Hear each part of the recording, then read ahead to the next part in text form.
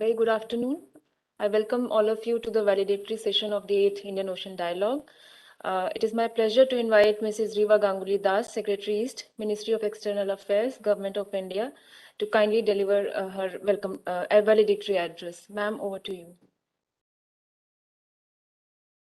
Good evening, Namaskar, Excellencies and distinguished delegates. I'm delighted to address the 8th edition of IORA's premier Track 1.5 forum, the Indian Ocean Dialogue.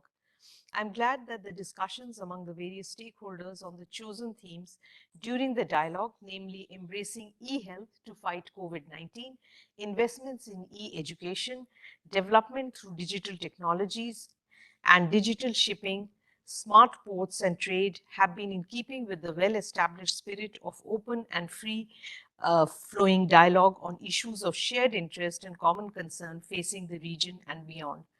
The still continuing COVID-19 COVID pandemic has aptly been the overarching context of the dynamic deliberations at this forum.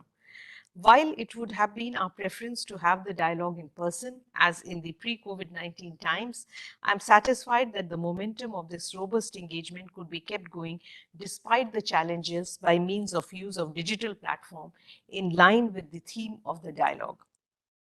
Excellencies, the Indian Ocean is one of the most economically vibrant regions of the world, and our ties are deeply rooted in our shared history, geography, culture, and economies. This has been further energized in recent years by virtue of the growing awareness of the potential they hold for mutual interests and development. IORA member states have immense scope for engagements in the various key areas highlighted during the dialogue, such as health, education, trade and development, and it is important that we share our national experience and best practices with each other. Together, we need to develop innovative and frugal approaches to solve our shared problems in the region. For this, IORA also needs to be best positioned to respond to the issues of the day as well as set the tone for engagement in the region based on a vision of the Indian Ocean region and the greater Indo-Pacific as a free, open, inclusive, and rules-based region of peace, stability, and prosperity. IORA needs to leverage the Indo-Pacific, which is formed by the confluence of the two oceans, more proactively and synergistically towards our shared goals and in accordance with the principles of the IORA Charter. In this regard, IORA stands to gain from India's vision of Sagar, which means security and growth for all in the region, as well as the Indo-Pacific Oceans Initiative of 2019. India's approach to the region is based on a free, open, inclusive, and rules-based Indo-Pacific. It lays emphasis on respect for sovereignty and territorial integrity of all nations in the region, peaceful resolution of disputes, avoidance of use or threat of use of force, and adherence to international laws, rules, and regulations. Further, the 7 pillars of IPOI cooperation based on a structure-light and cooperation-heavy approach have great resonance with the priority areas of IORA and constitute potential areas for convergence and partnership. The IORA's vision document for the Indo-Pacific, which is currently being discussed in IORA, is in line with the mandate of the Council of Ministers and needs to be finalized at an early date. Excellencies, the various sessions of the 8th IOD have rightfully focused on the social sectors of health and education and the issues of development through digital technologies and trade. From the prolonged crisis, our 4 areas have come into sharp focus for international economic cooperation, namely resilient and reliable supply chains, health security, digital for development, and green and sustainable recovery. These 4 elements could constitute the core agenda for recovery in addition to diversification, de-risking, expansion, and transparency in economies.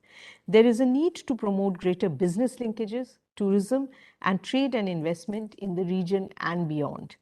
IORA, being the preeminent regional organization, has a key role to play to foster cooperation among its members and dialogue partners to fully leverage new and emerging technologies while addressing the issues of digital divide and inclusion.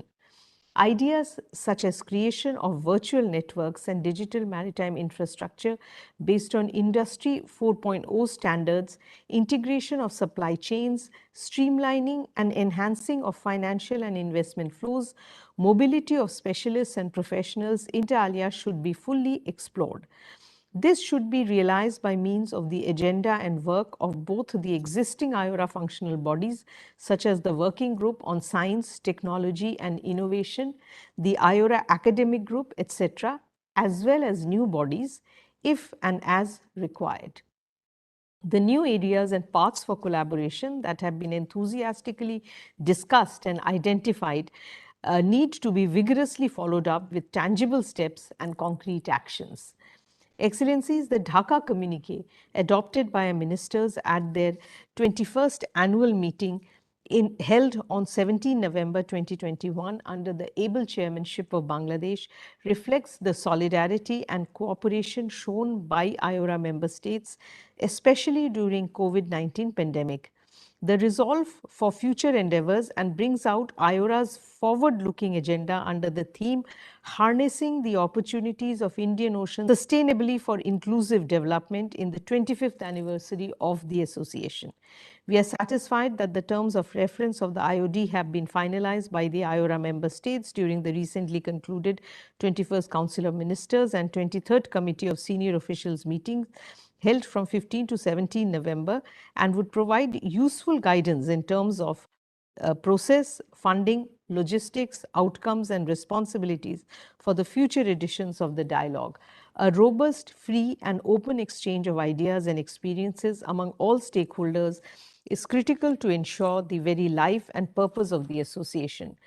I take the opportunity to renew and reiterate India's commitment to deepening and strengthening its relationship within and with IORA by contributing constructively to its agenda and work. I sincerely thank the ICWA for co-hosting this dialogue and the IORA Secretariat for providing necessary technical and logistical support. Thank you. Thank you very much, ma'am, for your very insightful valedictory address. As we now come to the end of the program, may I now invite Dr. Nivedita Ray, Director Research, Indian Council of World Affairs, to present formal vote of thanks. It is my pleasure to present the vote of thanks. The IORA, since its inception, has provided a robust mechanism for maritime cooperation. It plays a very significant role in providing a platform, bringing together a diverse set of countries, binding them in a notion of maritime community and a shared maritime space to collectively work towards a secure, stable, and a prosperous Indian Ocean region. And today's dialogue gave us a chance to indulge in interesting discussions on the theme on the post-pandemic Indian Ocean. It was great to have participation from all the member states and some of the dialogue partners of IORA. It was thought-provoking to understand the role of technology in advancement of humankind and the need to collaborate for enhancing digital capacities for advancing health, education, development, and trade. The inaugural session set the tone for the dialogue. I would like to thank at the outset the Director General, ICWA Ambassador Vijay Thakur Singh for her opening remarks and also for her constant support and guidance in organizing this dialogue. I would like to extend my gratitude to the Honorable Minister of State, External Affairs, Government of India, Dr. Raj Kumar Ranjan Singh for his very comprehensive keynote address, and also thank Dr. Gatot Hari Gunawan, Acting Secretary General, IORA, for sharing his perspective on the theme. I would like to express my sincere gratitude to Mrs. Riva Ganguly Das, Secretary East MEA, Government of India, for giving us a very comprehensive and insightful valedictory address. We had a very interesting and thought-provoking discussions in all the technical sessions. I would like to express my gratitude to all the eminent chairs and speakers for their very enriching views and for taking time of their busy schedule to participate in this engaging dialogue. In organization of this dialogue, I would like to thank the IORA Secretariat for their support and also thank MEA, who has been co-host, particularly the IP division for their guidance and support. At ICWA, I would like to thank DG Shri Soman Bakchi for all the administrative support, and special thanks to JS Ms. Nutan Kapoor Mahwar and DS Dr. Vaibhav Tandade for their very continuous support. In the end, I thank all the participants for member states and dialogue partners and India for joining us for this interesting questions which kept even the discussion lively. I thank the seminar section, the IT and the technical support for ensuring a smooth running for the program. I thank my colleagues, Dr. Pragya Pandey and Dr. Vivek Mishra and Ms. Akanksha, and entire research faculty of ICWA for their support. With this, we come to an end of this very successful dialogue.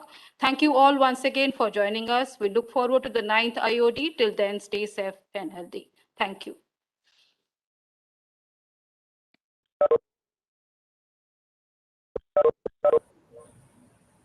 Thank you very much.